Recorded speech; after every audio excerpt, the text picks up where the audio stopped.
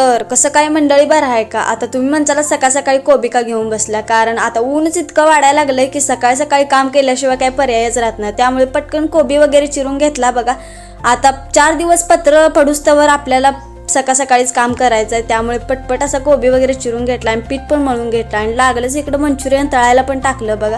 कारण आता सध्या गॅसची कंडिशन जरा बेकार असल्यामुळे आपल्याला सगळं काम हे चुलीवरच करायला लागतं. आता उन्हाळा आहे म्हटल्यावर आपल्याला सगळ्यांच्या घरी आंबे बघायला मिळतात बघा. त्यामुळे सगळ्यांच्या घरी आमरस आणि चपातीचाच विषय असतोय. त्यामुळे लगेच पटकन आमरसची तयारी वगैरे करायला घेतली बघा. त्यात आज आमची म्हैस विकली होती बघा आणि त्या म्हशीला नेण्यासाठी आजच व्यापारी पण आले होते.